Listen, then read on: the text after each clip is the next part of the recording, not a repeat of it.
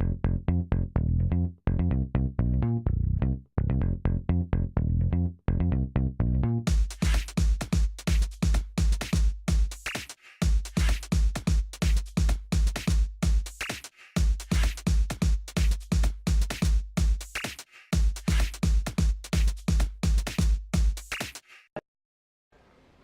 and welcome to Tell It All Tandra. I'm your host, Tandra Price. I am so excited about this talk show. This is a new talk show that will be able to give people an opportunity to express their concerns regarding hot topics in our community, our schools, work, personal life, and entertainment. This conversation is going to be unscripted, unrehearsed, so we're going to get down to some real conversation. Each month we'll have a different topic. So if you would like to join into our topic, please email me at www.tellitalltandra01@gmail.com or follow us on Facebook. I sent out an email blast regarding our hot topic, which is, what is your views regarding the lack of parental involvement in our schools and in our community? And I was amazed at the response that we received. It not only told me that it is an important issue in my community, but also in other people's community as well. But before we get started, I would like to introduce my special guest panelists that have come from different areas of Connecticut. So we're going to start here on my right with Linnell. Hi, my name is Linnell, and I'm a parent here to discuss a hot topic. Good evening, my name is Madera Shahad, and I've been involved in public education for 30+ years. Hi, my name is Sherry Bickers, and I am an educator in the school district. Hi, my name is Latanya Watkins, and I'm also a parent of 3 children. Currently, I'm just a stay-at-home mom right now. Well, welcome all my guest panelists. I appreciate you joining in with our discussion today. So what we're going to do is get real. We're going to open up this conversation. Again, what is your views regarding the lack of parental involvement in our schools and in our communities? So, Linnell, you've worked with a lot of different children and you're an active parent as well. Can you give me some feedback on your view on this? Well, as being a parent, I've always tried to stay involved with my kids in their day-to-day activities in school, even though I do work full-time and I'm a single parent. But I do notice that there are a lot of parents who are not involved due to reasons that they just have no interest or they're too busy. Some can't participate because they have to work as well. But there are other parents who do stay involved and help out in any way they can. Okay, I actually noticed that too. I work in the school system and I work with a lot of different parents, and I noticed that you made a good point because a lot of parents are busy. They work, not that they don't want to be involved, but I mean that's kind of a concern that they have. It's really important that even in the school district and in our communities that we try to come up with some type of new and innovative way for parents to still get involved with our kids and in our schools and in our community. Jahad, what is your views on that? Well, the segue as to what was just earlier said, collectively, if we're going to raise our children, we need to take a community type approach to that. And one of the principles of Kwanzaa, which is umoja, which means unity, we don't collectively as a group of folks now share ideas about how to parent our children. So therefore, we don't do as well because individually we try to raise a village, but we don't use the adults in the village to raise the children. Yeah, I remember when I was growing up, in the neighborhood that I lived in, there was a grandmother that was everybody's grandmother. And she disciplined everybody. I mean, no matter what the situation was. And then after she got through with you, then she would tell your mother. Then your mother. So, I agree. The concept of, it takes a village to raise a kid. I agree with you that has totally been taken out of the picture. And, if it was still a part of our lifestyle or our beliefs or whatever, then I think that, kids would have a better chance at maybe being more monitored or being less involved in, street involvement or, I mean, that's how it was when I grew up, so, I mean, that's just my view on it. Yeah, and, I would say, well, now that I am a stay-at-home mom, but before a year ago, I wasn't, because I was working 2 jobs, also that my husband, and like I said, that I have 3 children, and one is 19, one is 15, and one is 12. So it was kind of tough, you know, like working 2 jobs and yet coming home still tired, but still, you know, making sure that homework was done, you know, that, you know, I signed all the papers. But, you know, I can see that working parents now really have to work, and sometimes that we just have no choice, and, you know, that you still just really have to find time for these children, because, that it just gives them more chances, you know, of getting into stuff, you know, and being around bad crowds, and Absolutely, then absolutely. that's how it starts, a bad crowd, and yet it just leads on to more serious things. I agree. So what do you think about the mannerism now? I mean, do you think that, you know, kids are more respectful, a little bit less respectful? No, And does that have something to do with the involvement of our parents? You know, making sure that we teach them back, like she said, to those old home roots?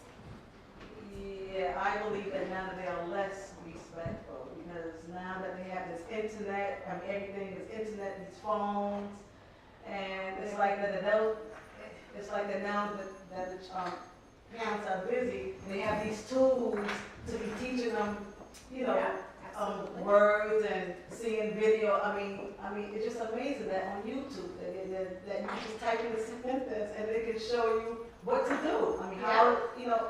Self-made ready. Yes, Yes, yes. So yes. now I believe that they have too much right now. Too much. Growing up, I mean, even us having a microwave, we didn't have it growing up. We had to boil water, we had to put the food inside the microwave, I mean, in the oven. Now everything is so quick. These kids, you know, it's just like they don't even want to wait, that they have no patience.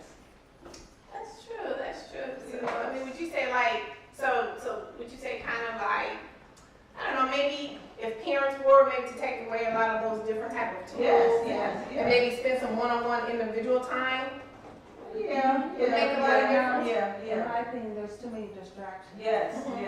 Kids have too many different Yes. outlets to just continue going down, whether it's the right path or the wrong path. You want them to go down the right one, Absolutely. but all those distractions oftentimes lead them in the wrong direction. That's true, that's true. You know, biblically speaking, you know, it talks about raising a child in a manner in which it should go, and, you know, they won't stray from that. But a lot of times, especially with the parenting skills today, it almost seems like we need a manual Oh, Yeah, to absolutely, teach absolutely. parents how to parent, because, you know, we use that term parent, but that takes a lot of discipline, structure, commitment, and sharing, and we've gotten away from doing those things, so therefore our children go on all these different avenues, because we don't have an idea, and some of us have not been trained as to what type of Absolutely. formatting we should give our youngsters too. So, and collectively, all this stuff happens, and then we get the youngsters of today. Absolutely, absolutely. It's almost like, you know, when I was talking with a parent of mine, it's almost like kids are just raising the kids, basically, because everything is happening so fast, and things are not structured like they used to be. We used to come down, sit down, have dinner with each other, kind of explain our day, how things are going, and now everything is just like, okay, I'm gonna eat in the living room, I'll meet you in here, so it's not really a lot of structure. You know, I actually came across and you probably are familiar with the incident that happened on the television a while back about a parent who was really involved in her child's education, but was in the process of, because she wanted to get into a better school, the parent was about to get arrested. I mean, what do you think about that? I mean, we want parental involvement, and then look what happens. Yeah, I mean, do you think that I think her intentions was good. Yes. She had good intentions, but, you know, she just happened to be one of the, you know, mothers or parents that got caught. Right. Well, you know, back in the day, I mean, it was no I mean, now they've made everything so, kind of politically that, Yeah. Right. you have Political. to be in this particular area to go to this Yeah. school or that particular area, so. Yeah, and being in the education system myself, it's all about politics. I mean, it dictates the way teachers can talk to children, the way that they can even structure their curriculum. It's about, because parents now, I mean, my kids were good students, they weren't straight A students, but, they applied themselves, they did what they wanted, they did what they needed to do, because they were involved in organizations as well as, maintain their grades. But I, as a parent, that was my only thing. I only expected for them to go in, do your best, and, if that meant you was an A student, great, you earned that. But now I'm learning that, because it's so political now, parents are just putting the demands on the school board that their kid have like a certain curriculum, and they have all these guidelines that, teachers now have to follow in order to pass their student. And it amazes me that, it's so amazing to me that in my world of where I'm at, that special ed students are honor roll, high honor students. And I mean, and not to say that that is not a possibility, but there again, I see a lot of the politics involved in it, and where the teachers are basically being forced to pass these students on, and they have certain curriculums that set them up to be straight A students, whereas, but they're in the mainstream of the classroom with other students that are studying. They got that hard curriculum. They're trying to make their grades. They're in all the subjects, earning their grades. But I see a lot of politics involved in the school system, and it's really amazing to me how the whole thing is ran. I mean, it really is. I would just like to reroute the conversation a little bit, if I Yeah, would sure, like to. absolutely. We continue to talk about parenting, but if you look at collectively, and I'm talking about black folks here, many of our households, 80% of basically 80 to 90% of our households are manned by one parent, basically the mom. Yes. So now we have this dichotomy. You have mom over here, dad is over here, and the youngster is caught in the middle. So therefore, what happens is that these two adults have a different culture as to how should you raise a child. And what happens is that we have to, one of the things that I think we have to look at is that how we, in our socialization skills, deal with ourselves, because our kids are looking at us and looking at our relationships. So, and I'm not saying it's not a bad thing to be a single parent, but our relationships aren't solidified enough where our children aren't seeing two parents The household. doing the job, or even in the community. If there's a brother or sister to help out, our kids aren't seeing that, and therefore there might be some issues that concern the man or the woman. Sometimes we take it out on the youngsters, and the youngsters look at it, and a young person will try to divide us, especially if we aren't in the same group. So we have to look at how we are in relationships with ourselves, and then that could be a good example for our kids. That's right.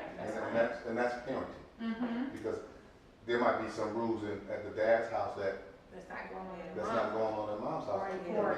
Or even now, when we look at the young teenage parent, even getting a time for what time to go to bed. Absolutely. You might have an elder say, that child should be down about 7:30, quarter to 8. And they say, well, that's not going on. Right. That's old. And this child's gonna stay up to 9:30 at 10 o'clock, and that's it.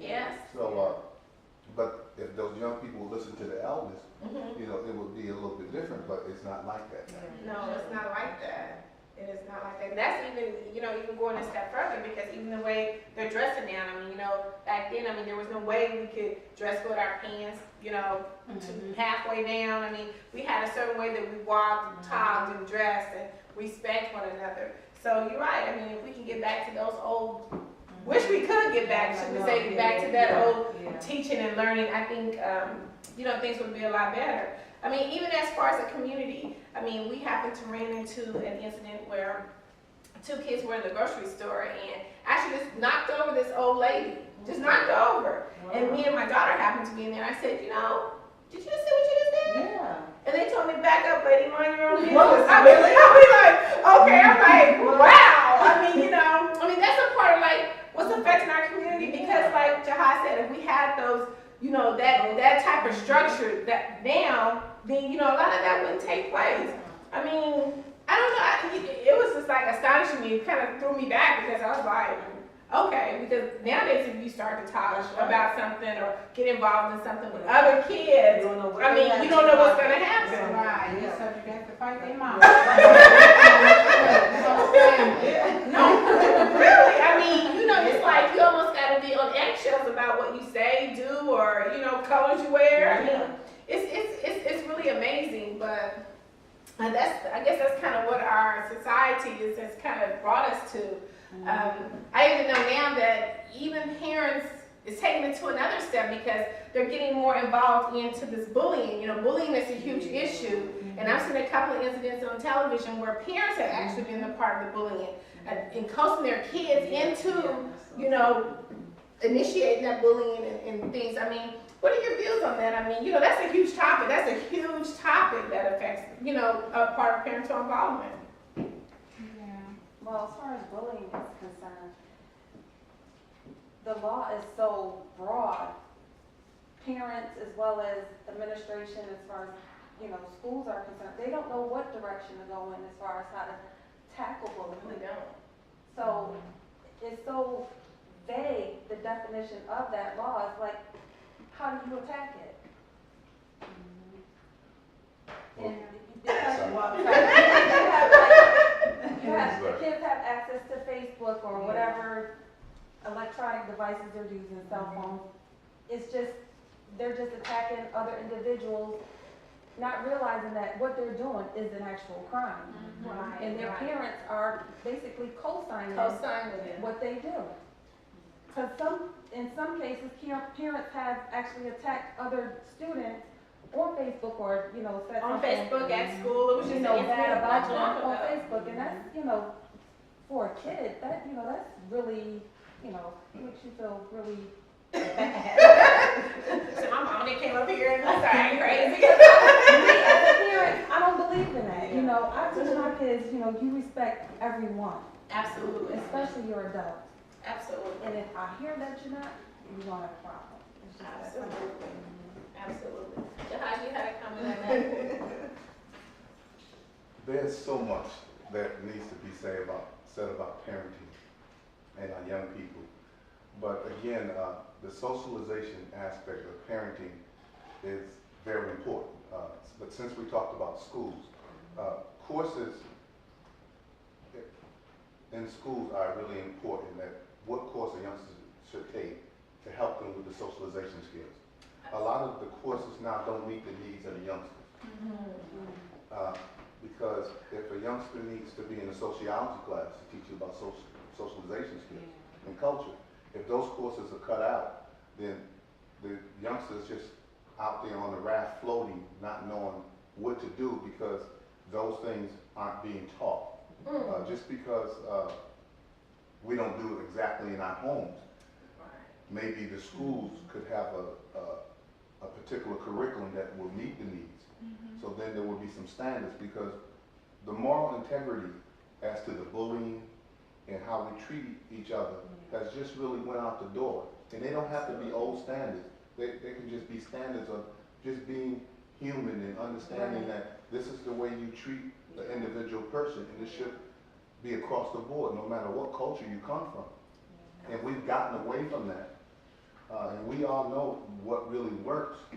And again, going back to one of my first principles, I talked about Kwanzaa, umoja, which means unity. we have to just sit down and say, this is what we need to do for our young people. It worked for us, and it's gonna work for them, but we have to be stern about it. That's right. You know, sometimes some of these state standards, they're not gonna tell me how to raise my child. And if I'm not doing it right, I can go collectively to people, elders, and say, look, I'm having some problems. What have you experienced? Sister, I think you talked about, one of y'all talked about grandma or some elder that we respect. And we have to instill that in our children because Oh, absolutely. we can't expect somebody else to raise our children. We have to do that, and we have to stand up and be adults and not be their friends. And, That's true. and That's my true. last thing about that, I have a lot to say. I know we have a panel, That's but okay. if the parent is younger today, their parenting skills aren't the same as how somebody would parent 10 years ago. Mhm. So it's almost like a child Raising a child. raising a child. And even though some of us may have been young parents, our standards were very different. And I want to say we have some integrity. We have to give that to our children. That's true. You know, and just to kind of feedback on one of your statements that you said, I know even now in the school system that, I mean, we want the school to kind of, you know, help facilitate in what we're doing and are growing with our kids. But a lot of times, you know, teachers and administrators don't want parents to come to the school. I don't know if it's because they're more intimidated by them, but parents nowadays say, you know, my kid is there, you know, you handle it. This is your responsibility. Not knowing that all of that is part of what comes home, comes into the school. But then, you know, how do you fix that? I mean, what's the solution to that? I mean, because the parents expecting the administrators to educate our kids and do what they're supposed to do. But technically the parents are saying, hey, that's your responsibility before these kids come in here. But then they don't want to let the parents into the school because they're intimidated by them. You know, because the first thing is somebody, you get a phone call and say, this happened to your kid was doing X, Y, and Z, you're going to be like, oh no, that is not my kid. My kid don't do that, There's no way my kid's doing that. That's because you ain't doing what you were supposed to be doing. I mean, how do you address that? Well, I don't know. I mean, well, from my point, I mean, I always give my children's teachers the permission to do as if I was there. I mean, I give them the extra permission to go beyond whatever yet you have to do to get them to do whatever that they were supposed to do. So I always say, don't hesitate to call anytime, any day. So I'm making, so I'm on the teacher side, Yeah. So first I listen to the teacher, I hear what my child has to say, but still, 9 times out of 10, the teacher is right. So I give my teachers, my children teachers, the clue, go ahead, if you have the, I don't know, yes, so that's what I do. So I'm with the teacher, I'm with it, I tell them call anytime. Well, that's good. The open communication with the teacher is really good. You have to be open with the teacher and yet let the teacher know that yet you are, On their side. yes, because Exactly. they call me, anytime. And yet even when we go to conferences, the child is just talking, I said, no, the teacher is right. She's here, she's the boss. So she's in my shoes when I'm not around, period. Case closed. And that's what I've learned too, being a parent, is that, if the teacher know that you're in support of them, then they will go beyond. It makes for a better student. Yes. It makes for a better child.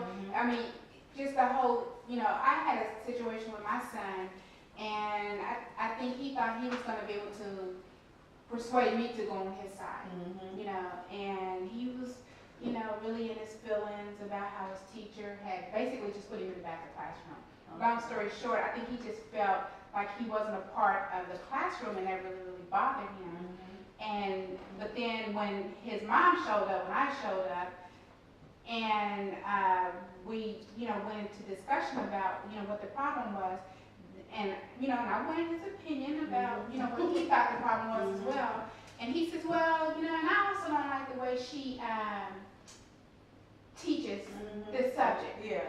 That's their favorite. I feel like she doesn't, she's not even teaching what the subject is. And so I told my son, I said, I don't care if she's teaching you how to army crawl. If that's what the subject is today, then when you then that's what you're doing. Because she's the administrator of what's going on in here. And, you know, he was, you know, and I said, listen, I don't care if she's teaching you how to fly kites. You do what she tells you to do. And when she saw that she had my support, and I gave her all my emails, you know, all my phone numbers, contact me, you know. As a matter of fact, give me just daily what he's doing, because I just want to make sure he knows that he has no say-so in your classroom.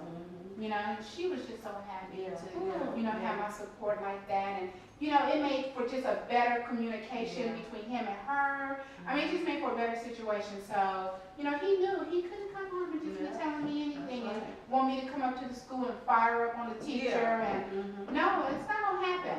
You know, I know you're not a bad student, but there was a failure of communication here. But one thing for sure, you are not going to dictate what goes on in this teacher's classroom. You know. So, Okay, good he was point, good fine. point. I had a similar situation with my son, but it was in a gym class. Gym is like the Easiest easiest class, class. I know. And my son is very competitive, and he had been acting up in gym. And I'm like, he should be in straight A's in gym because, you know, he likes to, you know, do whatever. But he didn't want to play lacrosse, so he decided he wasn't going to participate. So the teacher called me at work. I'm on my way. Got up there. Him and his friend in the corner doing Lord knows what. I walked in that gym. Straight up. Straight up. Hey, that's your mother's here. That's your mom over there. Straightened up, started doing everything he was supposed to do. I said, don't have me come up here every day you have That's gym or smart. any That's other smart. class. I said, because you're going to be embarrassed. That was the end of that. Right. But I've also had teachers who don't reach out to me. I've had, when my other son was in the 2nd grade, you know, parent-teacher conference. We sitting down, she's showing me his chart, all his assignments. Half of his homework assignments are missing. So I said to her, how come I didn't get a phone call about any of these assignments? She was like, well, I just assumed you didn't have time to do them. With Wow. I said, wait a minute. Wow. We do his homework every night. I said, if he doesn't turn something in, I expect a phone call or a Absolutely. note to come home. Absolutely. A whole semester, nothing. I went to the principal on her because I was pissed about the way she just, you know, is it because I'm a single parent and I'm a young parent, you just don't think I participate or I care about my kids? I was upset about that because I sat home every night with my child doing the assignments, making sure his work was done. And he's not turning it in. Absolutely. Jihad? Look, it's just eating you up over there. Come on. No. There's so many things going on over here. One, I have to commend these ladies because they actively participate in their youngsters' lives and children's lives. But I work in a particular school system where the support means I'm there. And It's not just your school system. No. but what happens is that, and I'm going to say this, I have to put the adults on blast. The word mandatory. There has to be something where the parent must come to school. I agree. I totally agree. And just like in kindergarten or 1st grade, I think to register a youngster, that's right. the You must, parent that's true. has to come. Well, we need to put those initiatives in our community because every community is different. Every community Absolutely. needs are different. And you have to make some of these parents be accountable. It can never be said enough that parents are our children's best teachers. So, you know, the more that we can do to get actively involved through school, you know, through our communities, actually even, you know, spending some one-on-one time with them, taking away all this electronic stuff that's, you know, such a big distraction. It all plays a part of parental involvement. And I know just from me dealing with parents within my school, you know, they all say that they're very active. Every parent is some way, in some part, involved into their children's education or just in their own daily life. So it always needs to be said is that parents are involved. It's not really parents are not involved, they are involved, just it depends on what extent that they're involved with. So I've had a great time with this conversation and, you know, I've really enjoyed it. And I am thankful that my guests came in to join into our conversation. Again, if you would like to be a part of any of our discussion, please email me at www.tellitout@gmail.com or follow us on Facebook. Thank you.